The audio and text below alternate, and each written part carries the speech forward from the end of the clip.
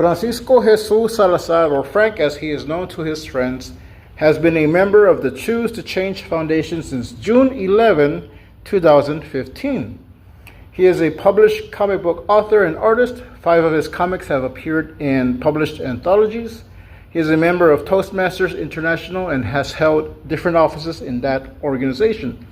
Please join me in welcoming our speaker, Frank Salazar. And that's me. Yay, Frank. All right. So the reason I decided to add this in my introduction is because it's important to look back at your accomplishments. And a lot of these things that I mentioned, that I talked about here in my introduction, is I wouldn't have been able to do them without Choose to Change, without God, without Orlando encouraging us. And I do have some of my mini comics. I was going to bring a whole bunch of them, but I ran out of time. But I've had some published in Bear Stories. And part of that, Orlando challenged me. He challenged me to do something that I love to do, to work on it. So I decided during the pandemic, like, well, I have time. And I joined a comic organization, a comic group, and we put some stories together. So I had stories published. But before I got there, before I did any of this, I was lost, and it was Orlando that challenged me, that shaped me, and the first thing that he taught us was desire. You have to want it, and I think it's even here in our introduction that, let's see.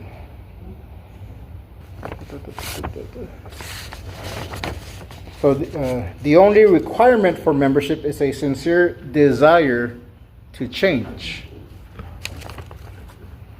And that's a wanting. And it's not just like, well, I want this, I want a new car, I want a new house.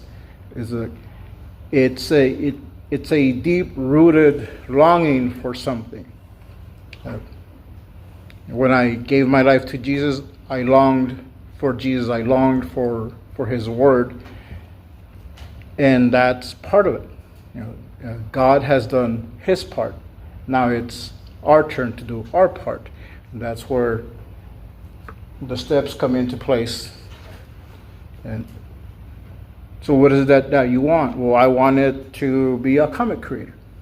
I wanted to be a public speaker. I wanted to do many different things, and Orlando taught me to just buckle down and study and start doing them. So this class today is an introductory class to what we're going to be learning throughout the months.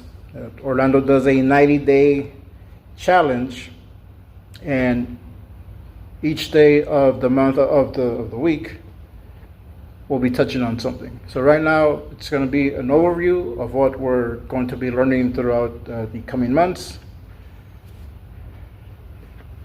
So we have the steps right here. We have desire.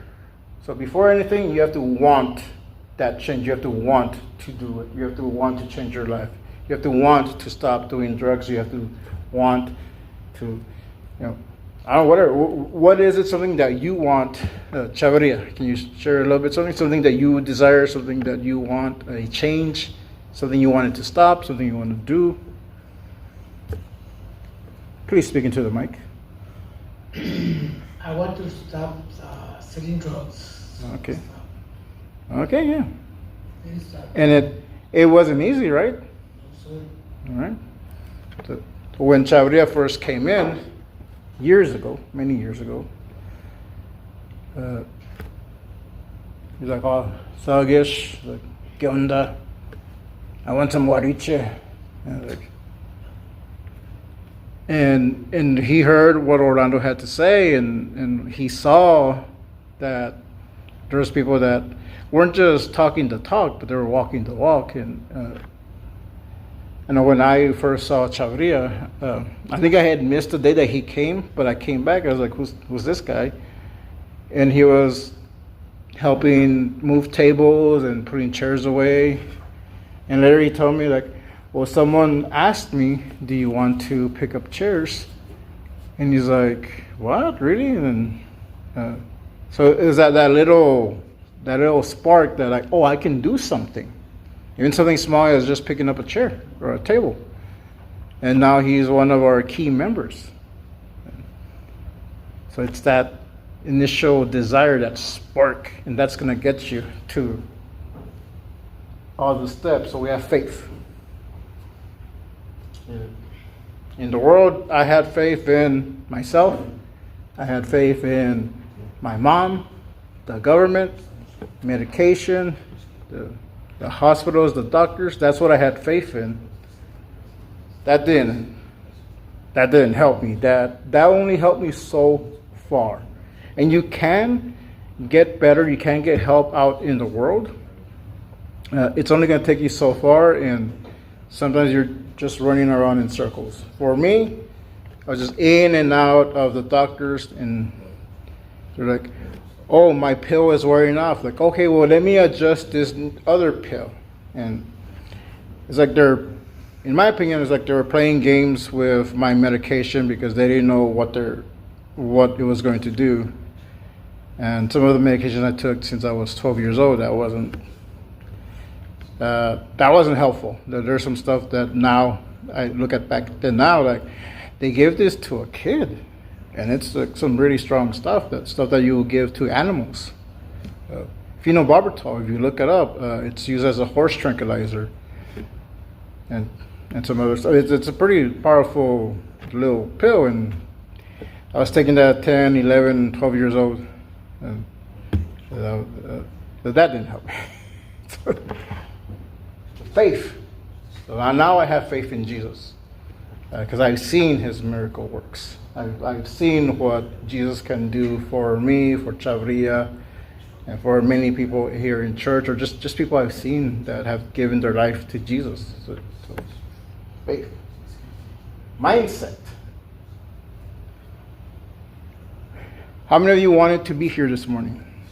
When you woke up like, man, I can't wait to go to Choose a Change. Or you're like, I have to go to Choose a Change.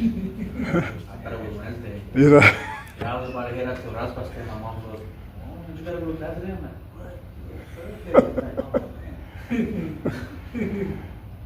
what? Well, it's funny you say that. So when I first got here to the Choose a Change class years ago, I thought it was Wednesday, and I knew that on Wednesday they had church. So I came to church when I was 17.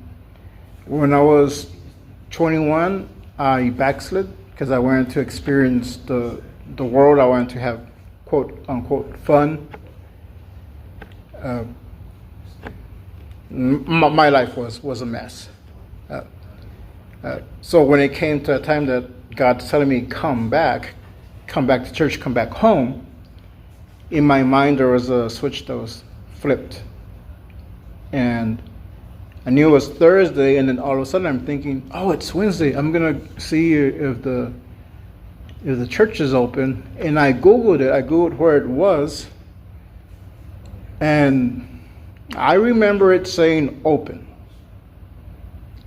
Now, I don't know if I hallucinated or I just wanted it to be open, but I remember seeing that it said open. So like, okay, I'm going to go to church. So all day I'm like, I'm gonna go to church. I got a ride. I got dropped off, and it was when I got there, I see the sign on the door because they used to have the sign with the times, and it was like, oh no, like it's not Wednesday. It's Thursday, so it's closed. And I was like, oh man, like I messed up. You know, it's I can't go to church. But someone drove up and like, hey, you want to come to church? Like, yeah. Like, but it's closed. Like, oh no, but we have something going on right now. And that guy was Joe Albert, and right now he's a pastor. But back then he was, learning to be a pastor, and he was Orlando's assistant. And he tells me like, yeah, we have this program, the Choose to Change Foundation, and it's for ex-cons and drug addicts. And I'm like, oh, I'm not an ex-con, not yet. You know. And then I was gonna take off. I was like, all right, and no, stay. So I get here, and then he recognized me. So I knew him when he was a little kid. So he was actually, I don't know if he remembers, but once I knew who he was one of the kids that would follow me around. And when I would be doing parking lot outside, he would go outside and we'd talk about TV shows and stuff like that. So now to see him growing up and doing this, what I'm doing now, I was like, wow, this is great. And then I see other people that I used to know. And I'm like, okay, cool, yeah, like this is where I belong. This is where God has brought me back. And it started with just thinking it was Wednesday when really it was Thursday. So it's not a direct connection, but the mindset, it's what you're thinking. So I was thinking, I'm going to give my life to Jesus Christ today. And that's what happened that day. I got here, they did an altar call. They don't do altar calls. We don't usually do altar calls here. But that day I was like, I'm going to get saved. And God said, all right, we're ready. You're ready. And I got saved. And I know it sounds easy, like, oh yeah, I just have to think positive thoughts. Like it's part of it. But sometimes it's thinking on the bright side or still doing what you have to do when you don't want to. Like, I didn't want to get up in the morning, but I needed to. I didn't want to come here. Well, today I did, but sometimes like, I don't want to come here. I'll stay home and I'll work on something else. Like, no, I need to be here. And it's keep coming here. You keep coming out. And you don't know what's going to happen. You don't know who you're going to meet. You don't know how God's going to use you that day, this day, or any day. Because it's usually when I'm at my lowest, and I'm thinking, no one cares. No one cares if I show up. And then someone says like, man, I'm glad you're here. Oh, friend, can you help me with this? Or can you help me with that? Oh, you know what? Hey, I have something for you. Like, oh, cool. You know what? If I didn't come, I would have missed out. Or I hear a really great sermon. Or I come to Choose a Change and I'm hearing Orlando talking about something I went through that day. Something that I need to hear. Like, man, I'm glad I made it. I'm glad I'm here. And, you know, it starts with your mindset. And we go into attitude. So what's attitude? Like, you know, Chavre, you were on the streets. What was the attitude then? Like, hey, what up, Holmes? You look at me funny? Like, it was that cholo attitude, right? Like, well, that's attitude. That's usually bad attitude, but it's attitude. But, speaking of attitude, my friend here, Hugo, he has a great attitude. Because there's times where we're talking and we're going through stuff, but you know, he always has like an upside. It's like, whoa, no, Frank, something it's like this, you know, like. So right now I'm working on my health. I'm working on my weight and exercise. So Hugo has been helping me develop a plan. And he asked me like, well, what are you eating? And I, 5 ramens a day, and you know, that's an exaggeration, but like, oh, I'm eating this, a little bit of that. I'll skip meals because I'm trying to lose weight. And he's like, no, like, you're doing it all wrong. That's why you're not really seeing success. So his attitude of having a good workout routine, a good plan, a good meal plan. You know, like, man, I don't want to hear this. It's like, well, you know, if Hugo's doing it, you know, and he's in good shape, and you know what, I'll give it a try. So it's how you talk to people, how you present to people, and how you kind of take things in. Because you can be like, yeah, whatever, Charlie Holmes. But you got, you know, yeah, you gotta have a good attitude and just kind of let people in and speak into your life. So desire, faith, mindset, attitude, habits. That's a hard one. Okay. There's habits that we have that we don't even know we have. Like, the other day, I think was it a Tuesday or Tuesday, we were at Longhorn with Orlando, and we're having our steaks, and they bring the bread, and I get a piece and I start kind of tearing up, ripping apart. And I've always done that. I was breaking up my food in pieces. And, if it's a donut, I break it up and I dip it in coffee. If it's bread, I put butter or stuff on it. But Orlando's like, hey, why do you do that? Why do you tear up your food like that? Well, I don't know. I think I've always done it. And I was thinking about well, why do I do that? Well, because I was taught that. I think when I was little, we have a big thing, you cut it up in pieces so you can digest it better. And I started thinking about that. Sometimes we need to tackle big habits, big changes, a little bit at a time. So you cut them up in pieces. I want to change the habit of eating a lot or overeating. Okay, well now I'm gonna portion out my food. I'm literally cutting it up in pieces. And instead of going to the gym 5 times a day or 3 times a week. So it's not a huge thing. I'm burning myself out in the first day. No, I'm breaking it up. Okay, I went this day I rest, this other day I'll go again. And even when I'm looking at the weights, I learned the hard way. You don't just go and start grabbing the biggest weights and start lifting and start pushing because you're going to hurt yourself. But you take it small steps at a time, and that's how you're able to do more because it looks like you're doing less, but while you're doing less, you're continually working on it and continually doing. You have something to say, Will? Yeah. The mic, please.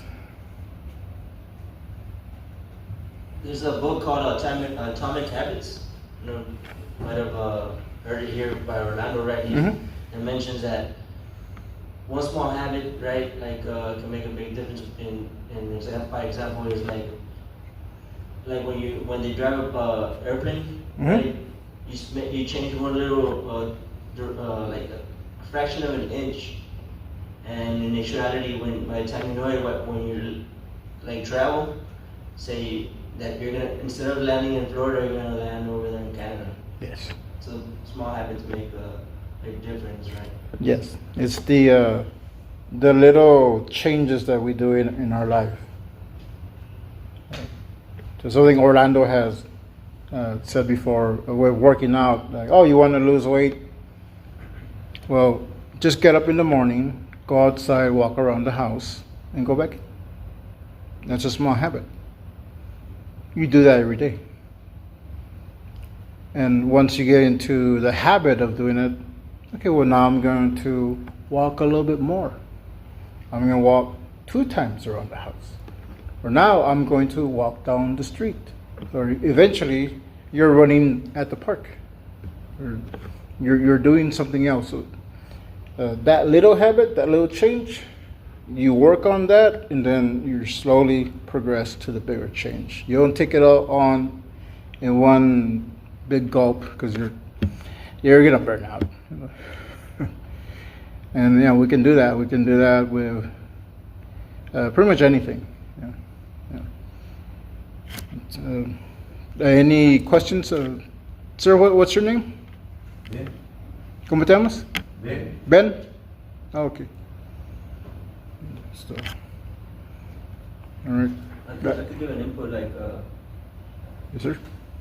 Give him the mic. I'll put myself on the spot here, right? When I first started like coming to this class, I thought like,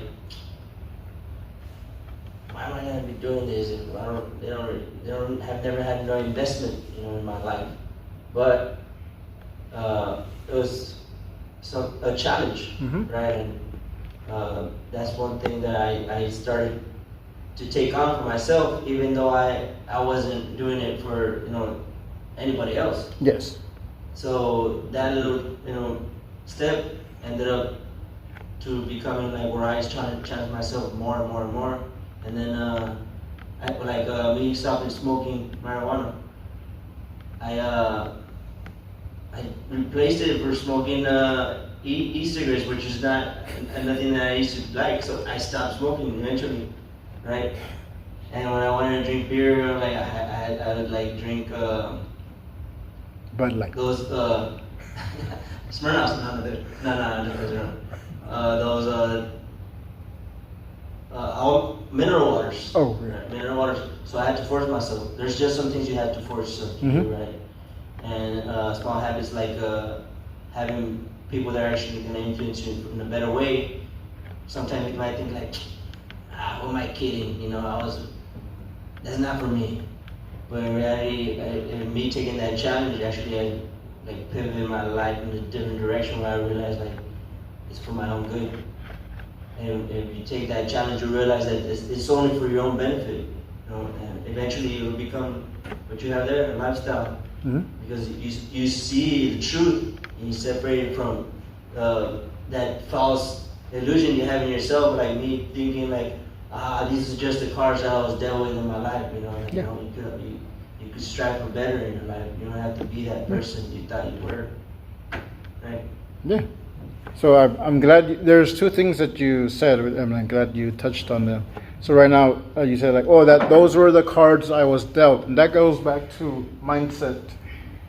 That's what you were taught. That's what you learned growing up. Like, I can only do so much. I can't do this because my dad's not in the picture, or we're poor. I can't better myself. For whatever reason, I guess I have to join the gang. I guess I have to sell drugs. Like, you don't have to, but it is difficult. I'm not saying it's easy. Like it's not easy. Chavarria can attest to that. Google can attest to that. Growing up you guys kind of grew up in the hood, right? Like you grew up in these neighborhoods where it just wasn't that great. It's not easy. And I grew up, I didn't really grow up in the hood, but it wasn't, Beverly Hills either. So we had our good people, we had our bad people. I started hanging out with a bad crowd, and I could say like, it's because I don't have a dad. These are the friends I have, so this is who I have to hang out with. Like, no, look, it's you can better your life. We just don't have the tools when we're growing up. This is what is great about this class. We are taught the tools, and we're able to teach that to our kids. We're able to teach that to young people. Arturo, Chavarria, do you want to make? Everything that we do is we have to make a decision. Yes. When I was in the world, before I came to salvation, before I came to the Lord, I made a decision to start snorting. I was against drugs. I was an alcoholic. I love beer and alcohol. But it cost me my first wife, my first family. But then my brother comes out of the penitentiary and he introduced me to cocaine. The first sniff that I took out of the first whip that I took out of that, I fell in love with it. So that was my desired drug from there on, when I was desiring it more and more, and I got hooked on it. So I come into my second marriage, and I'm already hooked. So I'm already stealing, I'm already pawning, and my main thing was, how am I going to get myself out? He said, how am I going to get my next fix? That was my main thing. And they would tell me about Jesus. They would have the Christians that the brethren or that are here, some of them, back then, before '94, they would hang around in my mom's house, and they would tell me about Jesus. And I'm kind of like, yeah, that's for you, that's not for me. But I got down to a point, December '94, that I said, I need to make a decision. Because all I'm doing is killing myself, and I'm going to lose everything that I have. So thank God I didn't go inside the penitentiary, never got caught. Oh. But yes, I was bound by that drug. And I had to make a decision, you know what, I gotta change. In December 1994, I walked into the church, a small little church. This church was not as big as it is right now. It was on 20 people, 30, 35 people that were there when we first started out. And I gave my life to the Lord. Everything changed. But we started with that desire to change, right? And we went into the faith. Mm-hmm. Believing God that He was going to change me. Believing that day when I accepted Christ, everything stayed there. I know that some people struggle throughout their walk. No, I was not one of those. I was one that when I came in, drugs, alcohol, everything was set. I was set free from all that stuff. My mindset changed. You know what? I want better things for myself, better things for my family. My attitude changed. The way that I would speak, the way that I would dress, everything that came out of my mouth was junk. That was it. My habit had to change, which was what I was before. Yes. To become who I am. And eventually my lifestyle changed to where we're at today. And today, me and my wife, we were certified by the state, and we always set the penitentiaries. We go to Orlando with this ministry. We go in there and encourage them, the ones that are coming out and the ones that are already out, that they can do it. They can do it. It was like Pastor preached this Wednesday, yesterday. He says, a lot of people that come out from the penitentiary, they're used to being in the cell, and they're there in this kind of lifestyle. Mm-hmm. They're not used to working anymore. They're just there, and they just living, right. They get their 4 squares and whatever. But then when they come out to the real world. Now you got to work. Now you have a family. Now you have kids. Now you got, and a lot of them don't make it because they go back to that because they're not used to that lifestyle. That's right. And we got to change. But when we change and decide to change, we get the results, which is, like I was telling the brother here, Ben, you know what? There's 4 pastors out there that were inside, that are ministering right now in foreign land, some here in the States and some in Mexico. And they're doing awesome. Okay, God changed. They wanted to change. Their families are restored and everything.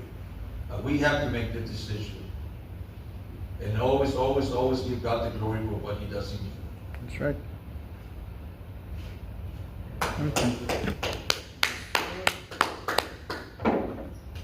All right, and yeah, so that's the lifestyle.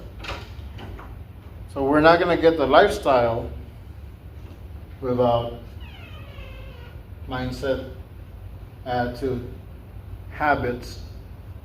We need to form those. And you can form those without faith, but it works a lot better with faith. And, like Orlando says, results. Results is the name of the game. So here we have this business guy. Oh, it's Orlando. It's Orlando. Oh, this is how Orlando came in. Well, this is how we come in. We come in all shaggy and not knowing what we're doing, but we're here. You're here. That's what matters. And maybe one day you'll be there, and suit or starting your own business. And so you can have a bad attitude, bad habits. You're still going to get results. It might not be this. It might not be, a polished version of what you are now. It might not be, a successful marriage or a good father. It might be, now you run a gang in prison, or now you have 5 roommates appointed by the courts. Or, let's face it, some of our friends aren't here because they went back to their old lifestyle and they didn't make it. I've lost friends, I've lost family to drugs, to alcohol. So we need to live for them. We need to live for the next generation. And something that Hugo had mentioned, which I was going to touch on, and it goes into lifestyles. It's an investment. Like he said, like, well, they don't invest in me. Why should I invest in this? Then he realized, hey, this is actually benefiting me. This is going to help me.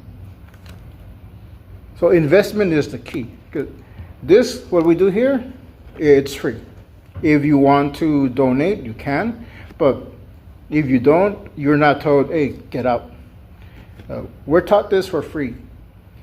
But to get the information that we have now, that wasn't free. We all paid a price. Orlando, a lot of us, he gets from prison. When he was living that lifestyle, when he was locked up, he learned the hard way some of these lessons. And he came out and he started taking courses, paying courses. And he took that and he formed this. I take a course on public speaking. So whatever I learn there, because I pay for it. I pay to be a part of it. And in that organization, throughout the years, I've risen in different levels of authority. What I learned there, because I'm investing in it, I bring it here.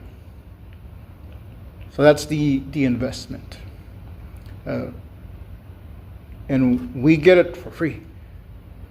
But if you want to continue, invest in something. Invest in yourself. Take a course. Take a class. What's a hobby that you like? Something that, hey, I want to do that, but you're not doing it right now. Well, honestly, I already do it. I already know that I go to a boxing gym all the time. Yes. So that helps me, pass my time. Sure.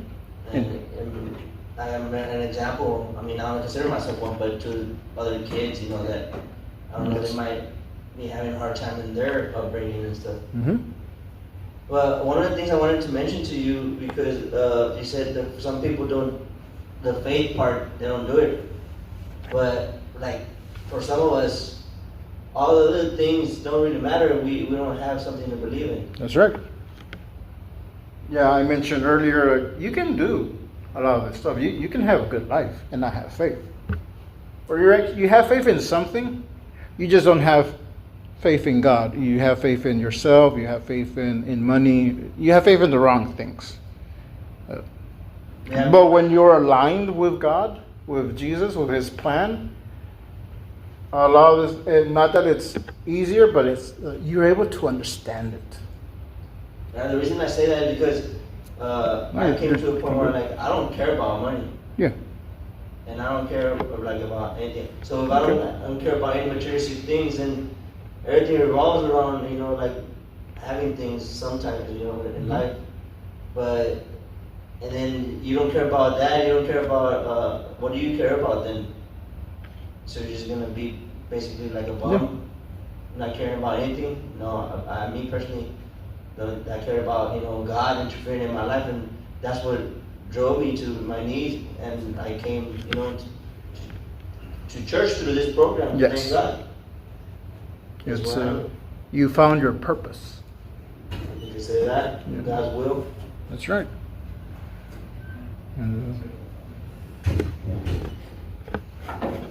so we've gone over desire, faith, mindset, attitude, habits, lifestyle, and results. So,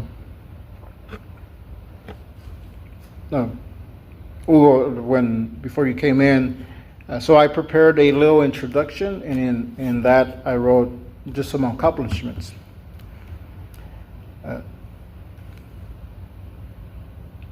So these are things, as I mentioned before, these are things that before I didn't really want to do them, but there's some things I did want to do, but it wasn't until Orlando just kind of took me on the path, on the trajectory. Because my mind was all over the place.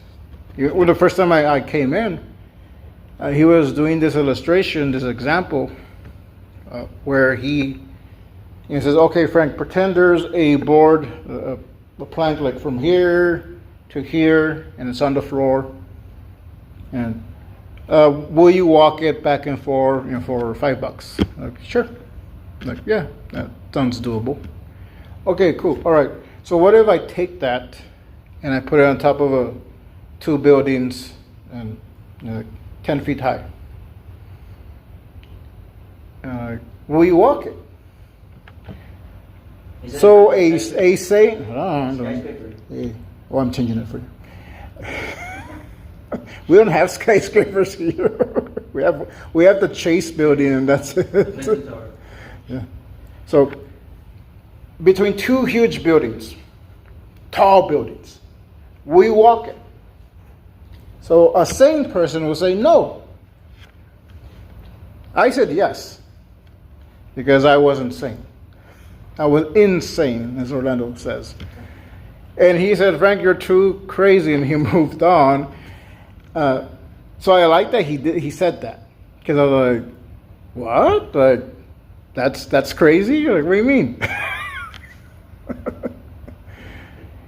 And then he went on to what his example was going to be. Okay, now imagine one of those buildings is on fire, and picture one of your loved ones. Now will you walk it? And that's when it hit me. Like, okay, you do something with a purpose, that's your why. Why am I doing this? Why am I coming to choose to change? Why am I coming to church? Why am I going to these classes? Why am I bettering myself? My personal why is my children.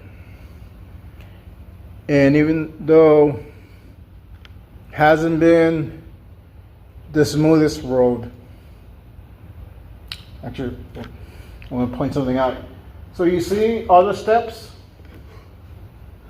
The lines, they're kind of janky and crooked?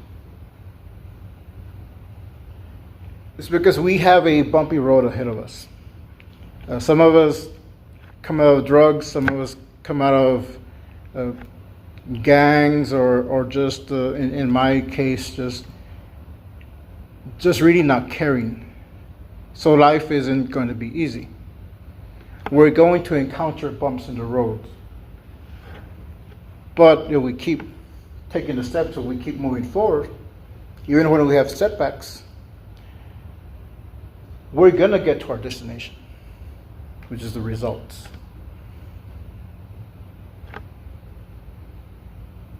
I had a setback in November. I went to go pick up my sons, and I had an argument with my ex-wife's boyfriend. And he convinced my sons to say, no, we don't want to go with you today. He sweet talked them. I don't know what he told them, but he made it sound like they're doing me a favor, and they believe that they're kids.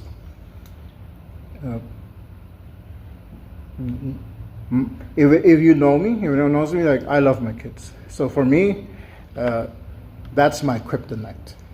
So when my son, my oldest son, says, no, I don't want to visit you today, like, my heart broke. So I hit a bump in the road. And that night, I went back home. We traveled to Corpus. I went back home empty-handed. And that night I went to some friend's house. We were having a little party, and the couple that was hosting it, like, they had some alcohol. And first, like, no, I don't drink. And then, you know what? Right now, I really need a drink.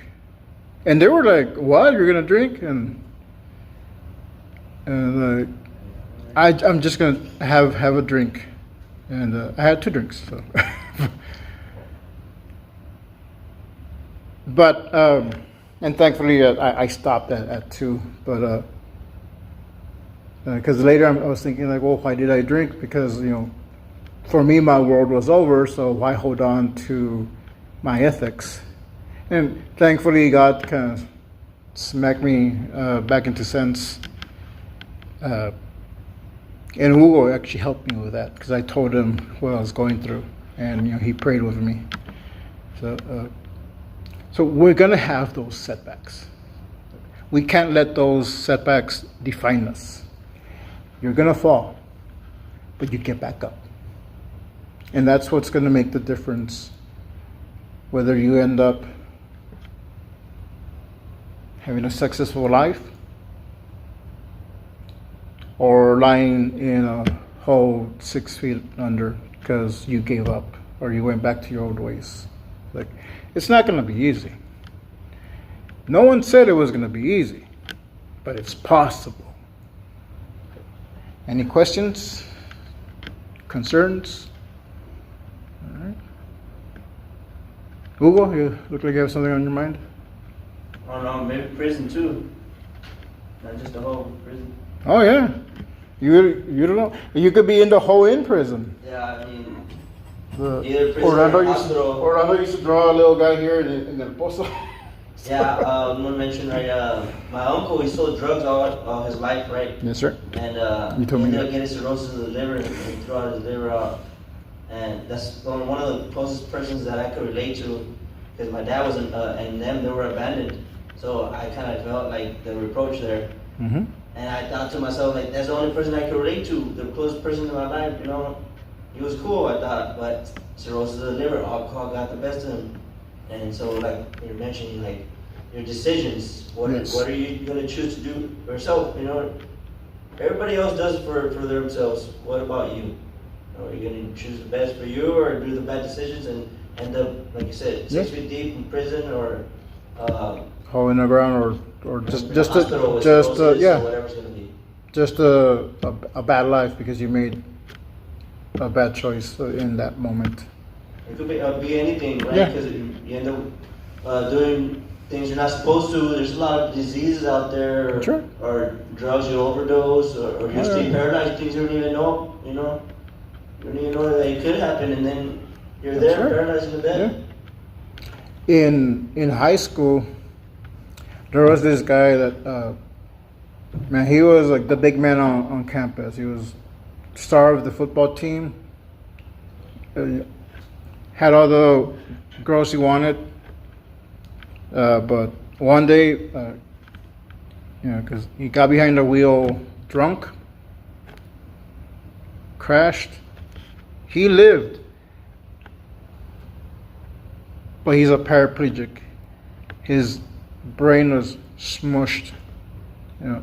He's just kind of like a vegetable, and there's still some life there, and he's going off his old instincts. But he's sitting in his chair and. He had his whole future,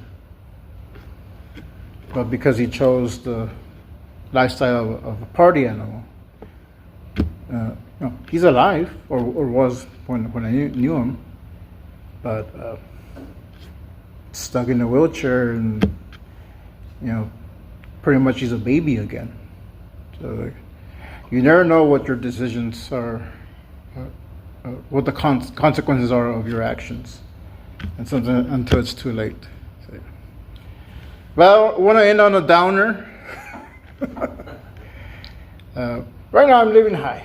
Like my son, Matthew, he will be here in 2 weeks. Let's see, May 30th.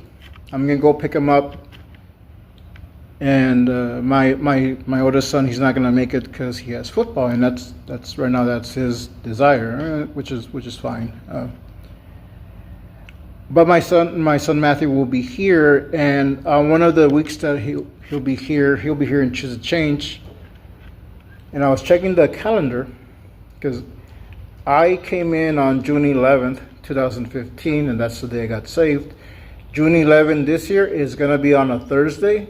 So I get to celebrate my 12-year anniversary of being saved and of coming to Choose the Change here with you guys, and my son will be here to see that. So I'm happy for that. Like I'm on a very good high right now. That hey, my boy's gonna be here, and he's gonna get to meet some of the new people. He knows Chavarria. He loves Chavarria and Hugo. But you all get to see one of my boys, so it's gonna be a good day. So, and I think that's it. If there's any questions, if not, we'll pass around the bucket for the offering. Edward, can you get the bucket, please? And you don't have to give, but if you want to give, if you want to invest, you can. And if you don't have anything now, but you want to give, but we do have the website donatectc.com, and we also have the Cash App, but it's not necessary. We're not going to kick you out. And I believe Orlando will be here next week, and he'll continue off with the very first step, desire. And thank you all for coming. Choose Change dismissed.